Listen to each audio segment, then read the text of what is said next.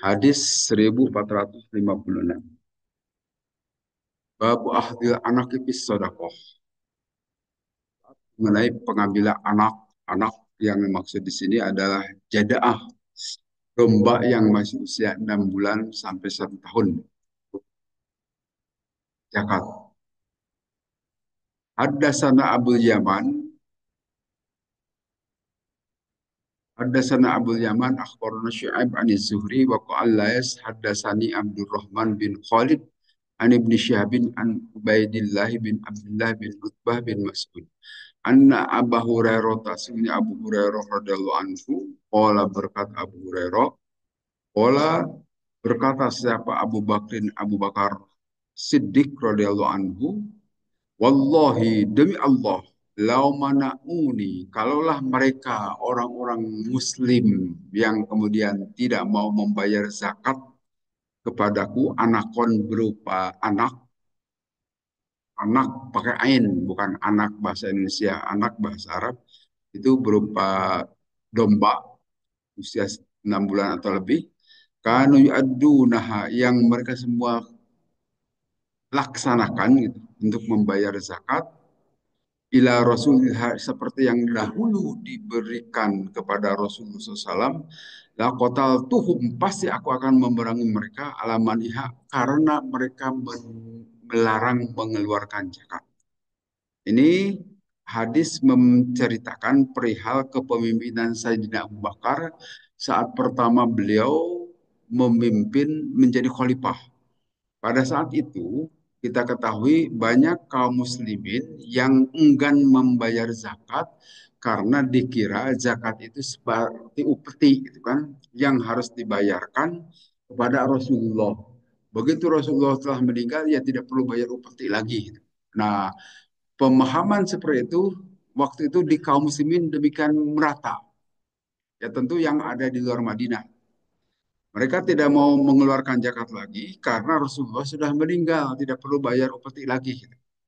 Padahal seperti kita ketahui, zakat itu bukan untuk upeti, tetapi untuk pemerataan perekonomian di kalangan kaum muslimin, yaitu dari orang-orang yang punya kelebihan untuk dibagikan kepada orang-orang yang kekurangan. Seperti itu sebetulnya. Kemudian dalam hal ini, Sayyidina Abu Bakar tidak mau melihat kaum muslimin kok murtad. Dalam arti murtad itu tidak mau bayar zakat. Karena zakat itu kan rukun Islam. Siapa yang tidak beriman terhadap rukun Islam tadi, maka menjadi murtad. Maka diperangilah. Itu kita kenal, perang yang paling terkenal waktu itu adalah Perang Yamamah. Termasuk di dalamnya memerangi Nabi palsu, Musailamah Al-Kadzab. Musailamah pembohong waktu itu. Karena dia menjadi pemimpin dari orang-orang yang melakukan kemurtadan. Maka kata Sayyidina Abu Bakar, lakotal tuhum, pasti aku akan memerangi mereka. Wakola dan berkata lagi Umar Sayyidina Umar, radhiyallahu anhu, pamahuwa, maka tidak ada lain itu Abu Bakar itu, illa an ru'aitu, kecuali aku melihat Annallah, sungguhnya Allah syaraha, telah membukakan Allah sadra Abi Bakrin, terhadap dada Abu Bakar radhiyallahu anhu, bila kita untuk melakukan peperangan, fa'arabtu, maka aku mengenal annahu, bahwa tekad Abu Bakar ini adalah al-haqqu, kebenaran. Jadi itu benar adanya sesuai dengan ajaran Allah. Itu menurut pendapat Sayyidina Umar bin Khattab saat itu, bahwa apa yang direncanakan oleh Abu Bakar untuk memerangi mereka itu adalah juga kebenaran. Nah, di sini pengertian anak tadi, ahdus sogiroti minal gonami bisodakoh, mengambil anak kambing yang masih kecil. Biasa disebutnya jadaah dalam istilah yang lain. Atau di sini sebutnya istilah anak. As-sogiroh artinya kalau kambing itu kan jumlahnya setelah 40 atau lebih harus keluar sodako, itu batas nisabnya. Tapi kalau kurang dari 40 itu tidak perlu dikeluarkan zakatnya. Kalau kalau onta 5 ekor, kalau sapi 25 gitu kan. Nah, itu keluarkan, bisa saja mengeluarkan dalam bentuk domba lagi. Jadi kalaupun di sapi yang dikeluarkan seharga domba gitu kan, itu adalah nanti ada ketentuan-ketentuan khusus pada saat kita mau mengeluarkan zakat dari binatang ternak. Wakil al-murad bil anaki fi hadal hadisi al-jadaah minal ghanam. Bahwa yang dimaksud dengan istilah anak di sini dalam hadis di atas ada al-jadaah. Jadaah itu domba yang masih usia 6 bulan atau lebih minal gurami dari domba. Itu yang dimaksud di hadis tadi. Kalaulah mereka tidak mau mengeluarkan anak, maka aku akan perangi. Itu tekad yang sangat kuat dari Sayyidina Abu Bakar. Kemudian babun la tukhadu karu'imu amlal nasi fi sedekah. Bab untuk tidak diambil kemuliaan-kemuliaan harta-harta manusia dalam sedekah. Haddasana Umayyah bin Bistam, haddasana Yazid bin Jure, haddasana Rawh bin Al-Qasim an Ismail an bin Umayyah an Yahya bin Abdullah bin Soifi an Abi Ma'id an Ibn Abbasin radhiyallahu anhuma.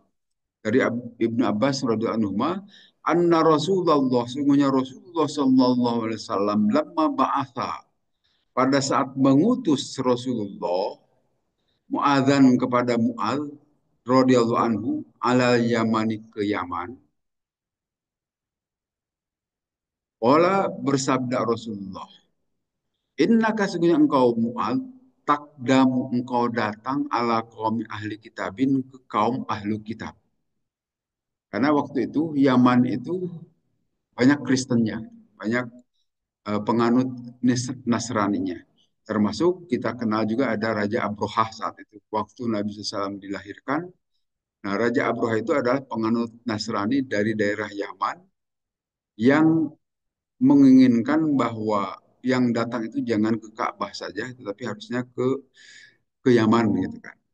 Nah, kemudian pada saat zaman Rasulullah beliau telah di Madinah, Nabi SAW mengutus Mu'ad bin Jabal untuk mendatangi Yaman. Nah, kata Nabi, engkau datang kepada kaum ahlu kitab. Falyakun awwalamatan uhum ilahi ibadatullah. Nah, pertama kali yang perlu engkau dakwahkan kepada ahlu kitab itu adalah ibadah kepada Allah. Artinya berikanlah mereka keyakinan perihal ketauhidan. Ini yang pertama kali. Ketauhidan artinya akuilah Allah itu yang Maha Esa. Itu langkah awal pada saat kita dakwah. Sampaikanlah mereka hanya harus ibadah kepada Allah. Tidak boleh ibadah kepada selain Allah. Faidza arafullaha, maka apabila mereka mengenal Allah, faakhbirhum, maka beritakanlah olehmu wahai Mu'an kepada itu Yaman, orang Yaman, annallaha, sungguhnya Allah qad faradu alaihim khumsa salawatin. Sungguhnya Allah telah memardukan, mewajibkan kepada mereka 5 kali salatan. Fi yaumihim walailatihim, dalam sehari semalam mereka. Jadi kita yakin bahwa sholat yang wajib itu hanya 5 kali, seperti yang kita kenal saat ini. 5 kali sholatan itu tercantum dalam sejumlah hadis yang demikian banyak. Walaupun kita tahu ada yang melakukan hanya 3 waktu, seperti orang Syiah itu. Tapi bagaimanapun yang paling berhak menafsirkan Al-Quran itu adalah Rasul. Nah, beliau mengatakan 5 kali. Walaupun tidak secara eksplisit di dalam Al-Quran sebutkan 5 sholat yang mana. Tetapi secara isyarat ada. Nah, ditafsirkan, diterjemahkan oleh Rasulullah 5 kali sholat itu. Yang kita kenal sampai saat ini. Dan ini jelas hadisnya itu banyak, tidak hanya ini saja. Komsal sholawatin, 5 kali sholatan, fi yaumihim walailatihim. Sehari semalam mereka. Fa'idha fa'alu, maka apabila mereka telah mengerjakan as-sholat terhadap sholat, fa'akhbirhum, maka beritakanlah oleh wahai Mu'ad kepada penduduk Yaman, annallaha, semuanya Allah, parodo telah memardukan Allah alaihim kepada mereka, zakatan, mengeluarkan zakat min amwalihim dari harta benda mereka. Waturoddu, dan dikembalikan itu zakat ala fuqaraihim kepada orang-orang yang berkebutuhan, kepada orang-orang fakir di antara mereka. Jadi itu fungsi zakat, bukan upeti, Pak. Bukan pemberian kepada raja. Bukan seperti yang dilakukan oleh LDII, itu, Lembaga Dakwah Islam Indonesia itu. Mereka mengeluarkan sepersepuluh atau 10% dari pendapat mereka untuk siapa? Untuk imam mereka, untuk pemimpin mereka yang di Kediri. Makin kaya saja itu pemimpinnya. Nah, bukan seperti itu. Itu gaya-gaya kekristenan untuk bayar pendeta ataupun pastor. Dalam Islam tidak perlu dibayar ustadz itu. Tidak ada gaji dari umat gitu. Tapi zakat itu adalah dikembalikan kepada orang-orang yang kekurangan di antara kaum muslimin. Faida atau biha, maka apabila mereka sudah taat melakukan perintah itu, fahud binhum, maka ambil dari mereka. Jadi zakat itu sebetulnya adalah tugas dari penyelenggara negara untuk mengambilnya. Hal yang terjadi di kita belum seperti itu kan, kemauan dari kita saja untuk mengeluarkan zakat. Kalau tidak mau tidak mengeluarkan. Tapi sesungguhnya seharusnya diambil oleh petugas. Petugasnya yang harus aktif. Di kita belum begitu. Baznas ataupun lembaga-lembaga di bawahnya nunggu saja ada yang bayar baru diurus. Kalau tidak ada bayar dibiarkan. Padahal seharusnya didatangi. Watawakwa karo ima amwalinas dan kau pelihara kemuliaan harta-harta manusia. Artinya zakat atau apapun namanya bukan seluruh harta orang diambil, tidak boleh. Tetapi jelas ada bagian-bagian tertentu seperti zakat itu kalau pertanian 5 sampai 10% kan. Kalau emas 2,5%, perdagangan 2,5%, tabungan juga 2,5%, dan yang lain-lain itu tidak banyak. Beda dengan pajak, ada yang sampai 30% dan sebagainya. Tapi itu adalah sekitar lagi, kecuali barang rikas atau makdan, itu barang tambang atau barang temuan. Kita menggali-gali tanah, di belakang tiba-tiba ada emas bongkahan misalnya. Nah, itu harus dijakati sampai 30% kalau seperti itu. Tapi umumnya zakat yang dikeluarkan kita itu kurang dari 10%, maksimum 10%. Kecil saja, beda dengan pajak itu sampai 35%. Bisa mencekik.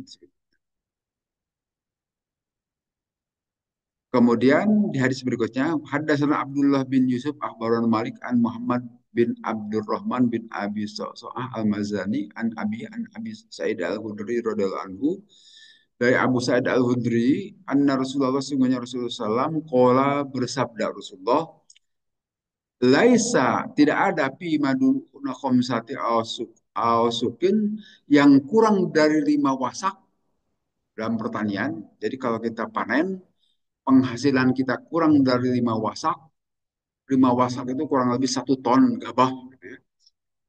Minat tamri, dari korma, sodako itu sodako. Tidak perlu dikeluarkan kalau kurang.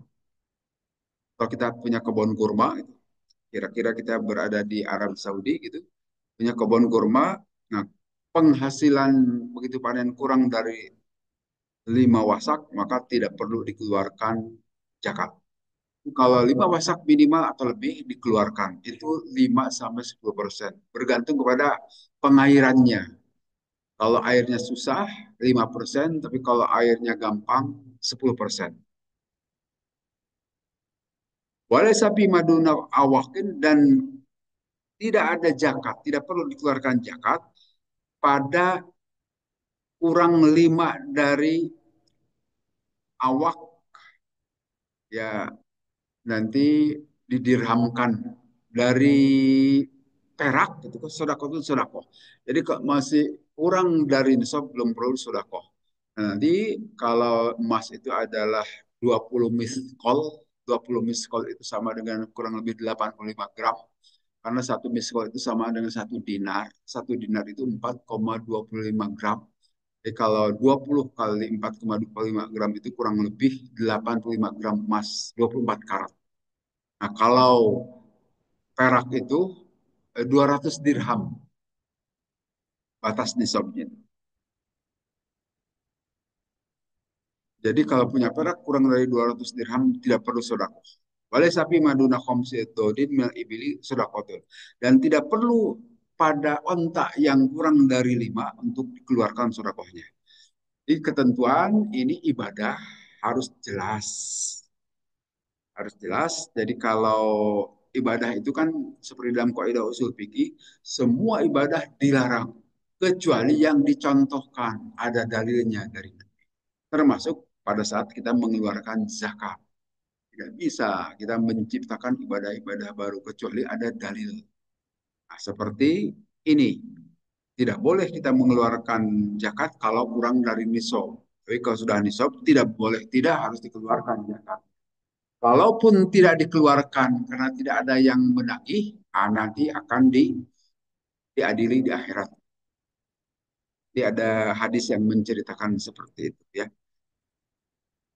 Jadi sekali lagi untuk pertanian itu 5 wasak, termasuk dalam hal ini tidak hanya beras saja atau tidak hanya padi, bisa juga yang lain-lainnya. Kalau kita punya biji-bijian, misalnya jagung atau kacang kedelai dan sebagainya, itu kurang lebih 1 ton baru keluarkan zakatnya. Kalau kita sebagai petani itu, tapi kita semua rata-rata bukan petani ya, sehingga ya aman, tidak perlu mengeluarkan itu. Kemudian di hadis berikutnya, babu zakatil bakori, bab mengeluarkan zakat sapi. Disebutkan dalam hadis ini, hadasana Umar bin Hafs bin Giyas, hadasana Abi, hadasana Al-Amash, anil Ma'rur bin Suwaid an Abi Dzar radhiyallahu anhu. Wala berkata Abu Dar, intahaitu, aku telah sampai ilahi kepada yang dikunjungi seseorang.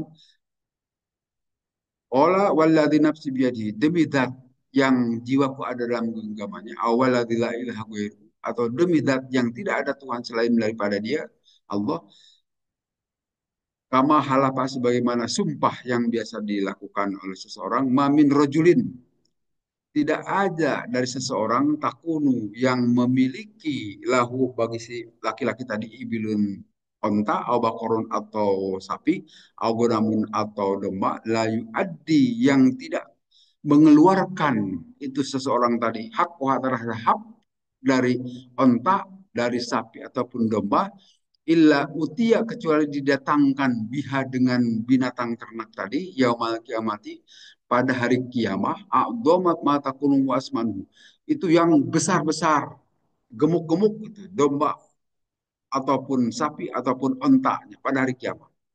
Tata'uhu biahpapiha, yang dia akan menginjak-injak kepada pemilik domba, pemilik sapi, pemilik onta tadi. Watan hatuhu bikuruniha, dan kemudian akan menanduk, akan nubruk-nubruk gitu. Bikuruniha dengan itunya, dengan apa, tanduk-tanduknya itu. Kullama jajat akhroha rudat ilahi. Kemudian setiap melewati yang lainnya itu dikembalikan, akan terus-terusan begitu. Hatta yukdo bainan, sehingga diputuskan di antara orang-orang. Nah, ini hadis sahih pasti ini karena hadis Bukhari.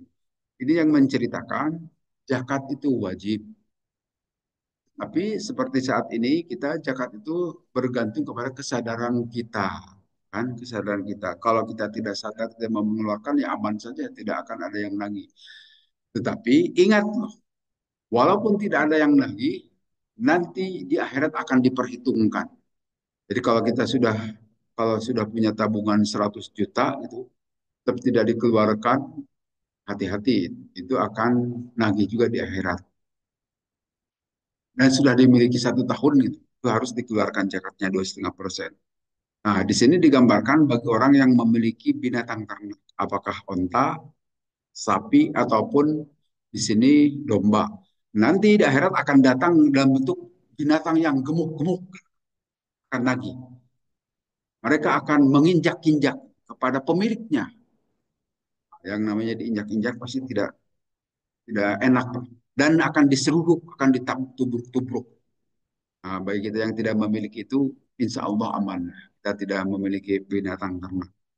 Kemudian terus akan dilakukan itu sampai diputuskan di antara orang-orang.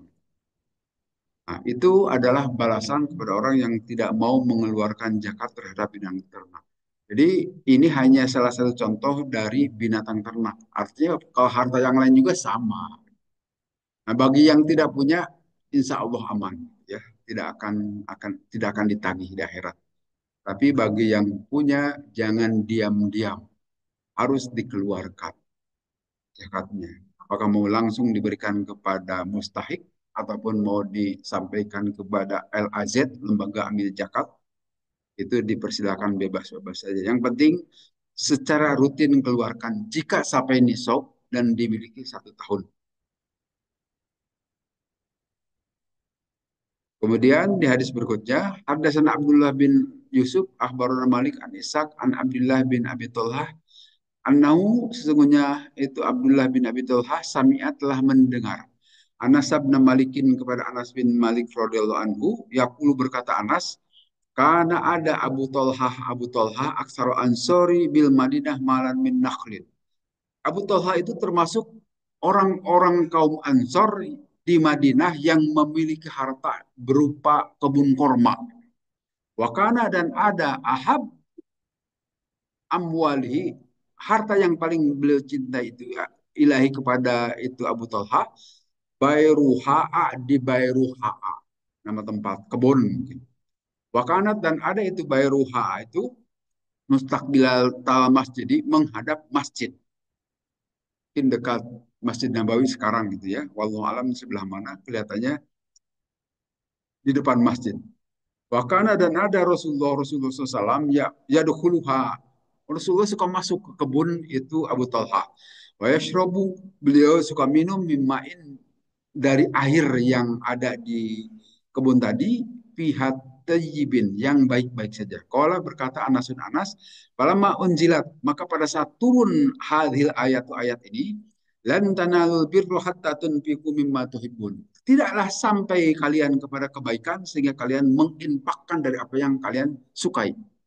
Ini yang hadis atau ayat Al-Quran ini memberikan penjelasan infak itu yang baik-baik saja ini. Jangan sisa-sisa dengan yang buruk-buruk.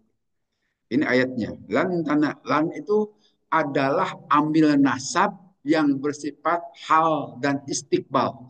Artinya yang diartikan dalam bahasa Indonesia itu tidak akan pernah kalian sampai kepada kebaikan, artinya seumur umur tidak akan sampai. Sehingga dipenuhi dahulu syaratnya, itu infak dari yang terbaik. Jangan sisa-sisa. Dan tanah birro, tidak akan pernah sampai kalian terhadap kebaikan hatta tunfiku, sehingga kalian berinfak dahulu mimma dari apa-apa tuhibun yang kalian sukai. Jadi silakan sekali-kali infak dari yang kita sukai, dari yang masih kita senangi. Wah, itu nilainya sangat besar. Nah, pada ayat ini turun, maka koma berdiri siapa Abu Talha ila Rasulullah menghadap Rasulullah. Pakola maka berkata Abu Talha, ya Rasulullah, ya Rasulullah, Inna Allah tabaraka wa ta'ala yaqulu, sungguhnya Allah telah berfirman, dan tanalul birru hatta tunfiqu mimma tuhibbun. Wa inna ahba amwali, dan sesungguhnya harta yang paling aku sukai itu ilayya kepadaku Bairuha'a, itu di tanah Bairuha'a. Wa innaha, dan sesungguhnya itu tanah di Bairuha'a yang sering engkau masuk itu sodakotun sebagai sodakoh lillahi atas nama Allah arju birroha yang aku harapkan kebaikannya. Waduh roha indallah, dan sebagai simpanan aku di hadapan Allah. Waduhha, maka ambillah ya Rasulullah, hai searokallah, selagi Allah menghendaki. Olah pakola Rasulullah, maka Rasulullah SAW bersabda, bah, wah jangan begitu, hai Abu Talha. Dari kemalun robihun, itu harta yang sangat menguntungkan, sangat subur. Dari kemalun robihun, itu harta yang sangat menguntungkan. Artinya kebun yang begitu subur, menumbuhkan kebun korma yang demikian subur itu korma. Bahkan sampai itu makul, karena sesungguhnya aku telah mendengar firman Allah tadi. Jadi belum sampai kepada kebaikan sampai engkau mengeluarkan impak dari yang engkau sukai. Nah, aku menyukai kebun di Bairuha ini, Rasul mau saya infakkan kepadamu, gitu. Tapi kata Rasulullah, jangan begitu, jangan begitu juga langsung infak kepadaku. Tapi wa ini arota antaj'ala bil akrobin. Sebaiknya kalaupun engkau mau infak, infakkanlah kepada kerabat-kerabatmu saja, kepada saudara-saudaramu. Jadi ini sodakoh itu tidak mesti kepada orang lain, tetapi bisa kepada saudara-saudara kita. Faqala, maka berkata Abu Talha, af'alu, saya akan memperbuatnya ya Rasulullah, ya Rasulullah. Faqasamaha, maka membagikan terhadap kebun tadi siapa Abu Talha bi aqoribihi, di kerabat-kerabat, di saudara-saudara Abu Talha, wa bani ambihi, dan di keluarga pamannya. Jadi inilah praktek zaman Nabi. Zaman Nabi begitu ada ayat turun langsung diamalkan, dilaksanakan. Ini salah satunya adalah sahabat Abu Talha yang memiliki kebun yang demikian luas, subur, dan pasti menyenangkan gitu ya. Karena Rasulullah juga sering masuk ke kebun Abu Talha. Tapi pada saat ada ayat ini turun, Abu Talha langsung merespon. Rasul, justru inilah yang paling aku sukai ini, kebun ini. Ah, karena Allah memerintahkan baru sampai kepada kebaikan jika berinfak dari yang aku sukai, saya infakkan sekarang. Ah, dengan maksud tadi infaknya mau kepada Rasulullah gitu kan. Tapi Rasulullah menolak, oh jangan begitu. Jangan menginfakkan kepadaku, infakkanlah kepada saudara-saudaramu. Itu saya kira praktek zaman Rasul. Zaman sekarang itu jarang lah. Ada mungkin satu dua, tapi kalau yang seperti sikap Abu Talha itu agak kurang. Tapi kalau ada yang seperti itu hebat, itu setingkat Abu Talha juga. Kita mau menginfakkan kepada kerabat-kerabat kita. Jadi sekali lagi, infak itu tidak perlu jauh-jauh, bisa kepada saudara-saudara. Termasuk kepada anak juga boleh-boleh saja.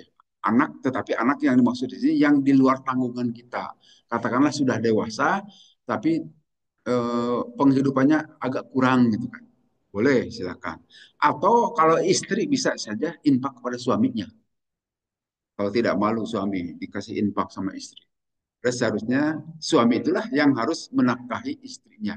Tapi kalau istri kaya raya mau berinfak pada suaminya, boleh juga. Nanti ada hadisnya juga yang mengatakan begitu, Pak ya. Boleh-boleh saja kita berinfak dari seorang istri pada suami. Nah, hadasan Ibnu Abi Maryam, Akhbarun Muhammad, dan seterusnya dari Abi Sa'id Al-Khudri radhiyallahu anhu.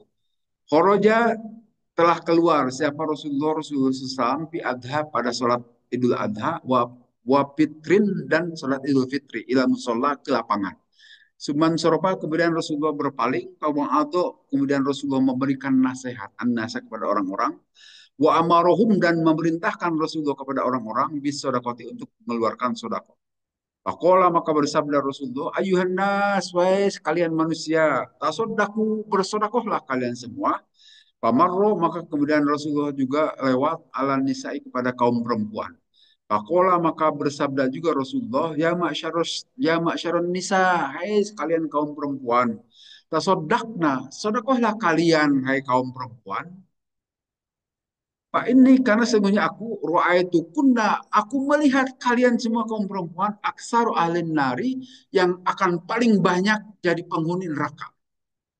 Ini hadis sahih loh Pak ya. Dan bukan kata saya, kata Rasul. Yang paling banyak jadi penghuni neraka itu adalah kaum perempuan. Akulna, kemudian berkata itu kaum perempuan. Wabima dzalika ya Rasulullah. Kenapa begitu wahai Rasulullah, kaum perempuan yang paling banyak masuk ke neraka? Ola, menjawab Rasulullah, tuksirna al-la'na. Karena kaum perempuan itu sering banyak melaknat. Melaknat itu artinya mengutuk, memberikan kata-kata yang tidak baik lah gitu kepada orang lain. Watakfurna al-ashiro, dan kalian kupur kepada suami kalian. Nah, maksud kupur di sini tentu kupur nikmat. Kalau dikasih uang belanja segini tidak terima, marah-marah dan sebagainya, itu termasuk kupur. Tapi kupur di sini tentu kufurnya kupur nikmat kepada suami. Nah, itu ya juga yang menyebabkan kenapa wanita dimasukkan ke neraka. Ya, paling tidak dikulub dulu di neraka, nanti diangkat lagi. Bisa saja kalau yang beriman. Maru itu bina kisoti aklin wadinin adhabu lilubid rojuli al khodim. Nah, aku tidak melihat dari kekurangan akal. Nah, ini sebetulnya dalam hadis. Nakisoti aklin, kurang-kurang akal. Karena kita tahu kaum perempuan itu lebih mendahulukan rasa dibanding rasio umumnya. Umumnya ini ya, bukan berarti selalu begitu. Tetapi secara umum, Kalau ada laki-laki ada berita mengejutkan, rasionya main, gitu kan? Artinya ada dipikir-pikir dahulu. Tapi kalau disampaikan kepada kaum perempuan langsung bereaksi dari si perasaan, apakah bisa nangis atau marah. Itu bedanya rasa dan rasio. Walaupun ada juga perempuan yang rasionya lebih bagus gitu, main. Tapi secara umum begitu. Maka disebutkan kurang akal dan kurang agama. Mengapa dikatakan kurang agama? Kalau head kan tidak perlu sholat, tidak perlu puasa. Maka disebut kurang agamanya itu kaum perempuan. Kalau puasa harus dikodok, tapi kalau sholat tidak perlu ada kodok. Tapi di laki-laki tidak ada head. Nah, jadi kalau laki-laki yang tidak sholat itu kelihatannya sedang kena head itu Pak ya. Ikut-ikutan kaum perempuan. Padahal kaum laki-laki itu tidak ada berhenti sholat. Seumur-umur harus terus sholat. Nah, disebutkan di sini, Suman soropa. Kemudian Rasulullah berpaling. Falamma soro ila manjilihi. Kemudian pada saat Rasulullah sampai tempat ke tempat beliau, ke rumahnya gitu. Jaat maka datang Jainabu Imrati Mas'udin, Jainab istrinya Ibnu Mas'ud. Tasta'dinu alaihi, minta izin untuk berbicara kepada Rasulullah. Wakila maka disampaikan, ya Rasulullah, wahai Rasulullah, hadih Jainab. Ini ada Jainab Rasulullah. Gitu. Wakola ayu jabanib. Jainab yang mana? Gitu. Wakila maka dikatakan Imratu Ibnu Mas'udin, istrinya Ibnu Mas'ud. Kola berkata itu Rasul Naam, i'danu laha, silakan suruh masuk ke rumahku gitu kan. Faudina maka diizinkanlah kepada itu istri Ibnu Mas'ud. Kita tahu dalam surat Al-Mujadalah itu Pak, salah satu tata cara berbicara dengan Rasul itu harus mengeluarkan sodakoh dulu. Kan ada ayatnya, ya ayyuhalladzina amanu idana jaitumur rasula faqaddimu bainakum sodakoh. Apabila kalian berbicara dengan Rasulullah, keluarkan dahulu sodakoh. Itu protokoler dengan Rasulullah begitu. Keluarkan dulu sodakoh, baru kita bisa bertemu dengan Rasul. Atau ngobrol. Itu siapa yang ngatur? Allah yang ngatur, ya, bukan siapa-siapa. Tapi kalau tidak punya, ya tidak apa-apa juga. Di ayat Quran juga disebutkan, "Fa'ilam tajidu fa innallaha ghafurur rahim." Tapi kalau kalian tidak mendapatkan harta untuk disedekahkan sebelum berbicara dengan Rasulullah, tidak apa-apa. Allah Maha Pengampun. Silahkan. Nah, pada saat itu ada seorang sahabat perempuan yang bernama Zainab, istrinya Ibnu Mas'ud, minta bicara dengan Rasulullah. Qolat berkata itu istri Ibnu Mas'ud, ya Nabi Allah, hai Nabi Allah, innaka amartal yauma bis sedekati. Sesungguhnya engkau hari ini telah memerintahkan kepada kami kaum perempuan untuk melakukan sedekah. Wakana dan ada di diriku ini huliyun perhiasan di milikku. Pak maka aku menghendaki anak atas sodako untuk mengeluarkan sodako biha dengan perhiasan ini. Fazama maka menginginkan Ibnu Mas'ud annahu sungguhnya Ibnu Mas'ud wa waladahu dan anaknya Ibnu Mas'ud ahakku man tasaddaqtu bihi alaihim. Itu Ibnu Mas'ud suamiku dan juga anak Ibnu Mas'ud termasuk sebagai anak beliau juga gitu menyatakan bahwa sodakoh kepada Ibnu Mas'ud dan kepada anaknya termasuk anak perempuan ini itu lebih baik. Betulkah begitu Rasulullah? Pakola maka bersabda siapa Nabi SAW, Sodako Ibnu Mas'ud, benar itu Ibnu Mas'ud. Jajuki sebagai suamimu.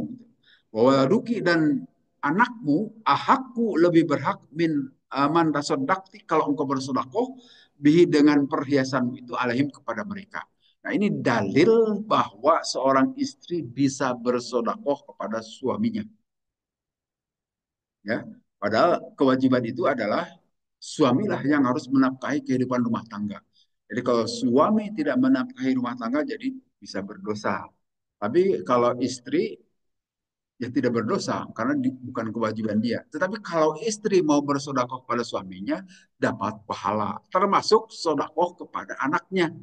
Jadi dari pengertian hadis-hadis ini jelaslah bahwa tanggung jawab rumah tangga itu tanggung jawab laki-laki. Termasuk ngurus anak, termasuk ngurus rumah tangga itu semuanya tanggung jawab laki-laki. Perempuan tidak ada tanggung jawab apapun sebetulnya.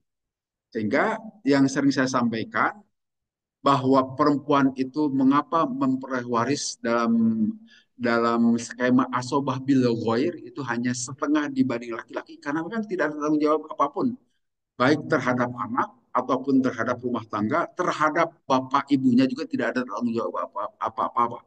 Tapi kalau laki-laki tanggung jawab kepada keluarga, di sini keluarga itu anak-anak yang masih dalam tanggungan dan juga terhadap istrinya, terhadap dirinya, terhadap ibunya dan terhadap saudara perempuannya juga kalau tidak ada yang nanggung itu kaum perempuan.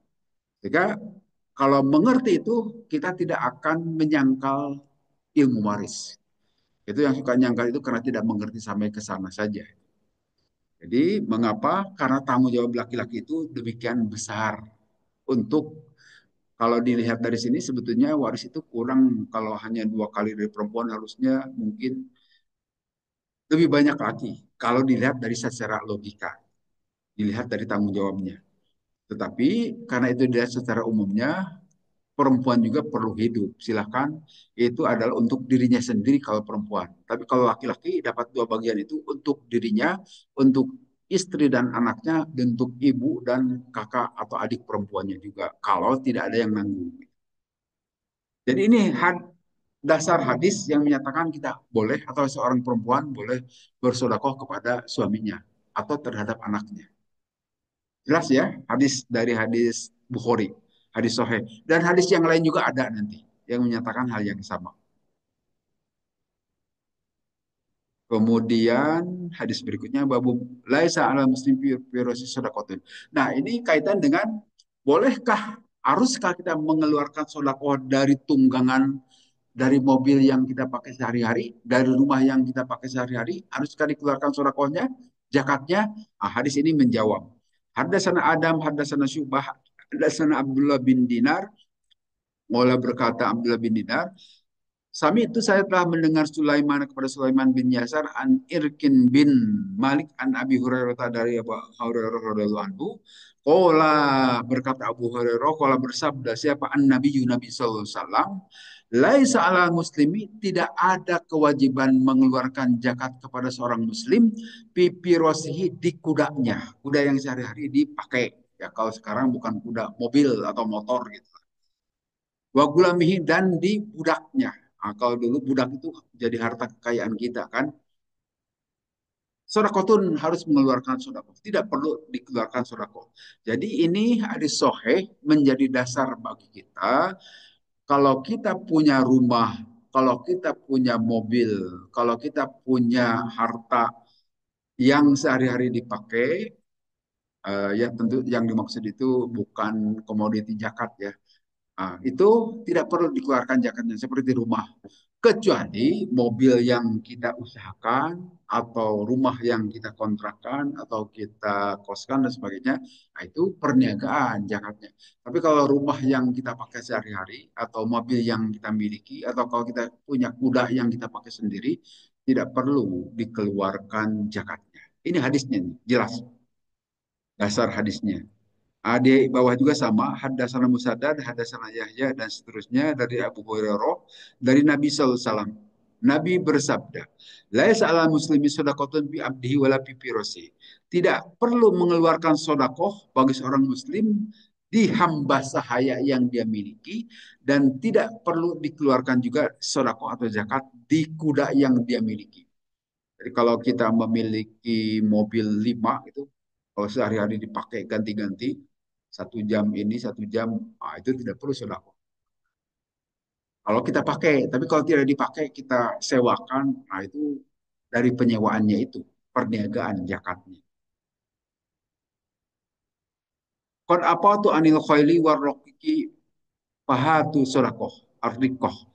Nah, dalam hadis lain juga disebutkan kon apa tuh anil khaili, saya telah memaafkan artinya tidak perlu dikeluarkan sodakohnya dari kuda ataupun hamba sahaya yang memang itu ya hamba sahaya untuk bekerja di rumah gitu kan tidak perlu dikeluarkan walaupun kedudukan hamba sahaya itu sama dengan kuda saja beda dengan pembantu saat ini kan bukan bukan hamba sahaya kita itu manusia merdeka hamba sahaya itu adalah ya budak belian lah.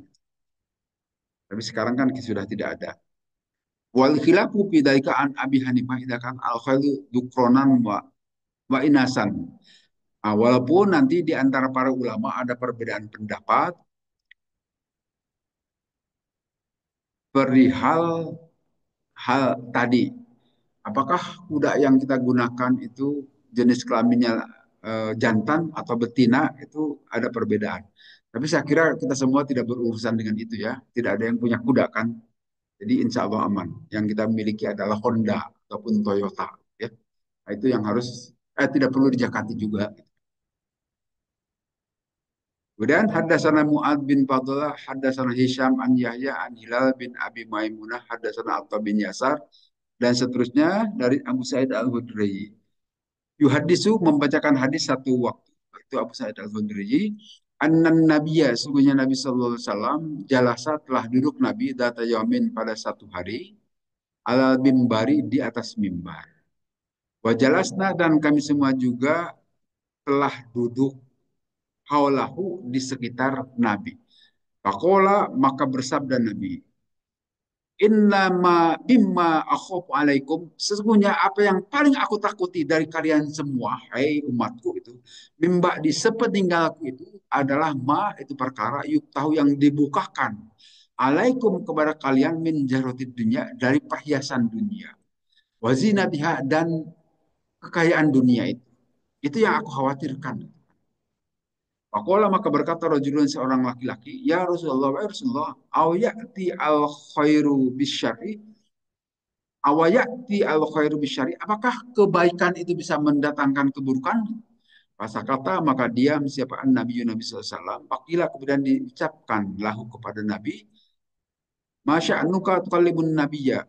Apa maksudmu nanya kepada Nabi itu? Kalau yukalimuka dan tidak nanya kepada dirimu sendiri. Faru'aina maka kami melihat annahu sungguh Nabi yunazzalu turun Nabi alaihi dari tempat beliau Pak Kola pamasa anu arruho sambil Nabi mengusap ada kerikil mungkin di kening beliau. Pak Kola kemudian Nabi bersabda, Aina sa'ilu, mana yang tadi bertanya itu? Nabi tidak langsung menjawab karena nunggu wahyu. Nunggu wahyu jawabannya itu. Bahkan dan seolah-olah Nabi itu hamidahu sedang memuji Allah. Pakola maka bersabda Nabi, innahu sungguhnya la ya'ti tidak akan mendatangkan al khairu kebaikan itu bisyari dengan keburukan. Ini tadi pertanyaan seseorang tadi. Tidak akan kebaikan itu mendatangkan keburukan. Wa inna mimma yunbitu ar-rabi'u yaktalu ayulim illa akala khadra. Dan sesungguhnya tidak akan menumbuhkan orang-orang ar-rabi'u yaktulu ayulim illa akalatal khadra. Akalat hatta idam tadat khadiroha istakbalat aina syamsi.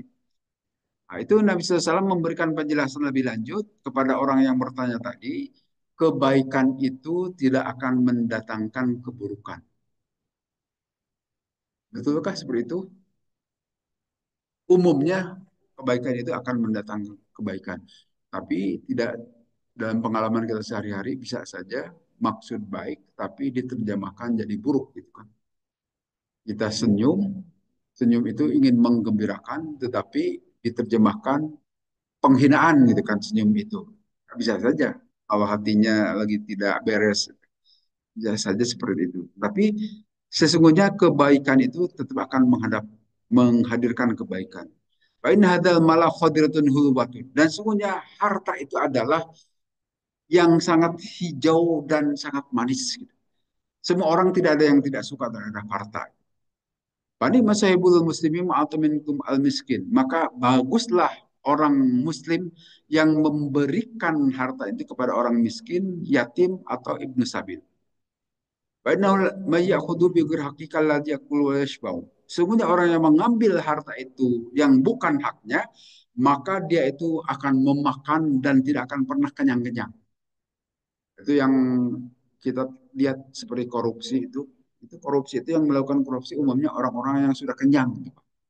Orang yang sudah jelas sebagai pejabat kan dapat gaji dan sebagainya masih saja korupsi dilakukan oleh mereka. Artinya mereka itu sudah berkecukupan tapi tetap saja melakukan. Wa yakunu syahidan alaihi yaumil qiyamah. Tapi nanti di hari kiamah akan dipersaksikan. Jadi dalam hadis ini Nabi memberikan peringatan kepada kita semua. Dalam sebuah hadis lain Nabi mengatakan kadal paku ayyakuna kufron kan gitu.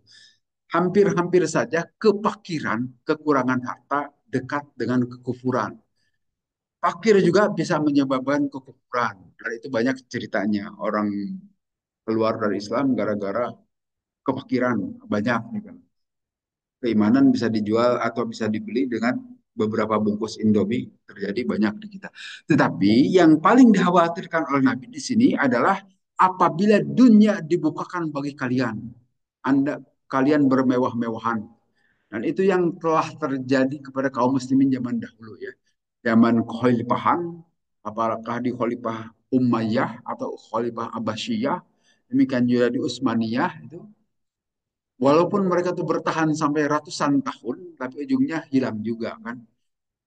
Dari jadi yang menguasai dunia itu adalah kaum muslimin sebetulnya zaman dahulu. Tetapi kekhalifahan-kekhalifahan itu karena tadi makin banyak harta yang mereka miliki, jadi agak lupa juga sehingga melakukan hal-hal yang dilarang dalam ajaran Islam. Minum-minuman keras dan sebagainya kan jelas itu dilarang, tetapi mereka selenggarakan juga. Akhirnya tumbang juga itu kekhalifahan. Nah, itu yang Nabi bisa khawatirkan. Dibukakan dunia itu dengan gampang. Jadi bagi Allah gampang-gampang saja. Kalau kita sekarang, aduh, merasa susah itu kehidupan dan sebagainya, maka merapat dekatlah kepada Allah. Akan dibukakan. Tapi kalau sudah dibukakan, jangan sampai berlebih-lebihan. Jangan sampai bertindak seperti ini. Lupa. Jangan seperti cerita Sa'labah itu ya. Sa'labah dalam keadaan kekurangan datang kepada Nabi, selalu telat kalau sholat berjamaah. Kemudian ditanya oleh Nabi, kenapa engkau telat? Rasulullah, karena kain yang harus saya pakai itu harus gantian dengan istri saya. Saking saya tidak punya kain lain yang lain lagi Rasul, sehingga ditelat. Biar istri saya saja sholat dahulu, kemudian setelah saya sholat baru kainnya itu saya pakai. Saya baru datang ke masjid, sehingga selalu telat. Kalau begitu, ya Rasulullah, bagaimana doakan saya supaya saya berkecukupan gitu kan. Akhirnya dikasihlah domba oleh Nabi seekor dan dipelihara oleh Sa'labah. Mungkin dengan domba itu menjadi lebih sejahtera sehingga agak tidak telat lagi Sa'labah. Dombanya itu beranak pinak. Nah, mulailah telat lagi Sa'labah itu kan. Salat berjamaahnya telat-telat lagi datang ke masjid. Makin banyak dombanya tidak lagi datang ke masjid. Paling hanya satu Jumat sekali saja sholat Jumat masjid. Demikian sampai juga makin banyak dombanya makin tidak datang ke masjid. Maka setelah ini kelihatan bahwa dia itu sekarang lebih memilih dunia, lebih ngurus domba. Nah, janganlah seperti itu, gitu kan yang terjadi di kaum muslimin. Toh contoh dari kehidupan Nabi juga, Nabi itu dalam keadaan kekurangan. Nabi itu kekurangan, kalaupun nanya apakah ada makanan, tidak ada, wahai Rasulullah, kata istri beliau itu. Tidak ada makanan kecuali kiriman dari seseorang. Jadi tidak berlimpah Nabi itu kehidupan. Dan memang sengaja beliau begitu. Karena dengan contoh hidup beliau seperti itu aja, tidak banyak kaum muslimin yang mencontoh beliau begitu. Senangnya kita ini senang kalau serba ada kan. Dan itu boleh-boleh juga silakan. Bagaimana kita mau pergi haji? Bagaimana kita mau bayar zakat kalau tidak ada harta? Jadi silakan saja punya harta. Tetapi sekali lagi jangan sampai harta itu melupakan kita dari jalan Allah. Ini yang dikhawatirkan oleh Nabi SAW. Kalau sudah begitu seperti Sa'labah, lupa segalanya. Dan ujung-ujungnya kehancuran juga nantinya. Kemudian masih ada hadis berikutnya. Haddatsana Umar bin Hafs, haddatsana Abi, haddatsana Amash, qala haddatsani Syakid dan seterusnya. Kuntu ada aku ini fil masjid di dalam masjid. Paru itu maka aku melihat an Nabi kepada Nabi sallallahu alaihi wasallam. Faqala maka bersabda Nabi tasaddaqna wala min kunna. Bersedekahlah kalian wahai kaum perempuan walaupun dari perhiasan-perhiasan yang kalian miliki. Wakana dan ada Zainab tadi disebutkan istri Ibnu Mas'ud ya. Tunfiku ala Abdillahi wa aitamin fi hijriha. Itu Siti Zainab berinfak kepada Abdullah. Abdullah itu bisa saya hamba Allah atau nama orang. Wa itamin dan orang-orang yatim fi hijriha yang ada di dalam tanggungan beliau. Fakolat maka bersabda itu Zainab bin Abdillah ke Abdillah Hasal tanyalah olehmu Rasulullah ayah jazi anni anpiko alaika apakah cukup saya berinfak kepadamu wahai Abdullah tanya coba kepada Rasulullah. Wala aitami dan kepada anak-anak yatim hijr yang ada di dalam tanggunganku minas sodako dari sodako. Pakola maka berkata itu rawi hadis, sali anti Rasulullah. Tanyalah langsung olehmu kepada Rasulullah. Pantolak tu maka saya berangkat ila Nabi menuju Nabi SAW. Pawajatu maka saya mendapati imro'atan seorang perempuan mina ansori dari kaum ansur ala babi di pintu hajatuha yang memiliki hajat juga itu perempuan mislah hajati sebagaimana hajat aku ini.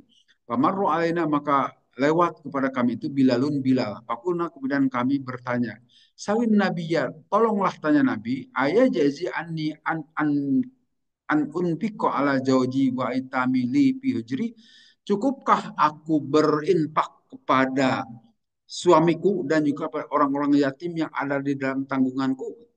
Wakulna dan kami berkata la tukhbirna bina.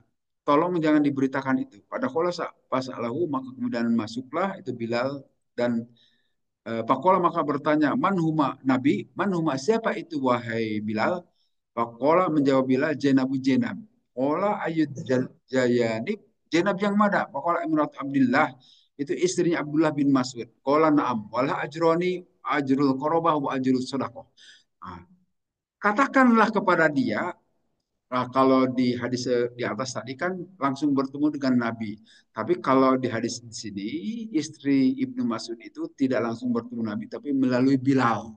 Tapi sama saja beritanya. Nah, yang disampaikan oleh Nabi itu bagi engkau seorang perempuan, seorang istri bersedekah kepada suami atau kepada kerabat yang dekat itu dapat dua ganjaran. Kebaikannya dua. Yang pertama adalah ajrul korobah, ganjaran silaturahminya, ganjaran mendekatkan diri dengan kaum kerabat kita, dan keduanya wa ajrus sodakoh dan ganjaran sodakoh. Jadi itu kebaikan kita membuat sodakoh kepada saudara-saudara dekat kita. Lebih baik ganjarannya dapat dua. Kalau kita sodakoh kepada orang lain hanya ganjaran sodakoh. Tapi kalau kepada keluarga kita jadi dua kali. Merekatkan silaturahmi itu juga dapat ganjaran dan keduanya sodakohnya itu. Jadi silahkan awali dahulu sodakoh dari kerabat kita. Tidak perlu ke orang jauh.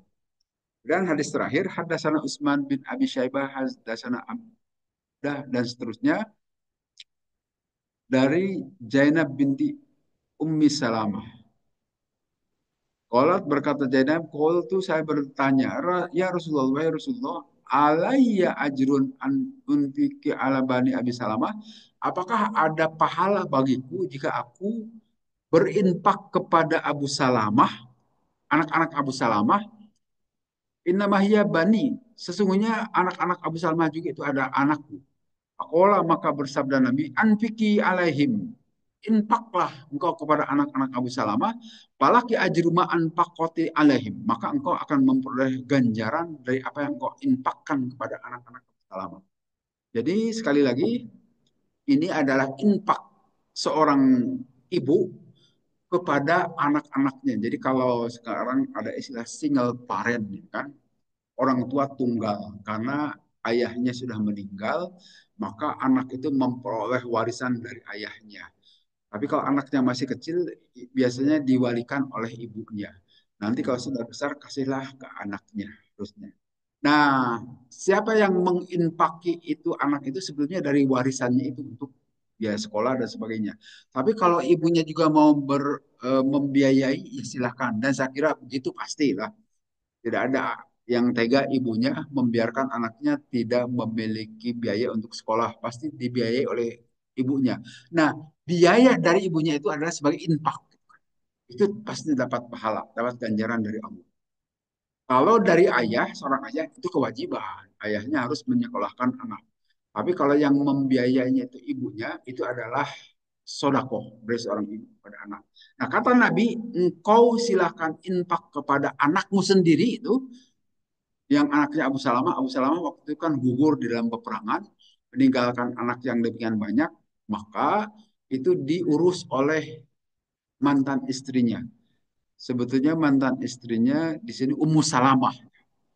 Walaupun nanti Ummu Salamah itu memang dinikahi juga oleh Nabi. Karena tahu Abu Salamah dengan Ummu Salamah itu adalah sahabat beliau dan Abu Salamah itu meninggal dalam peperangan, memiliki anak demikian banyak, akhirnya Ummu Salamah dinikahi juga oleh Nabi. Tapi sebelum dinikahi nanya dahulu, kalau saya membesarkan membiayai anak-anak Abu Salamah dan itu juga anakku, berpahalakah? Oh, dapat pahala. Jadi dengan demikian, sekali lagi seorang ibu yang membesarkan anak-anaknya hebat. Dan kita tahu dalam cerita-cerita itu, demikian banyak seorang ibu yang bisa menyekolahkan, memberhasilkan 10 anak. Semuanya berhasil jadi sarjana. Wah, hebat itu. Kalau seorang laki-laki kelihatannya tidak ada yang mampu begitu ya, seorang bapak gitu. Menyekolahkan anak-anaknya 10 anak sampai berhasil. Saya belum dengar ceritanya. Tapi kalau seorang ibu ada gitu, yang berhasil seperti itu. Dan itu menjadi pahala tersendiri bagi seorang ibu tadi. Saya kira itu saja bahasan kita kali ini dari hadis-hadis Nabi tadi.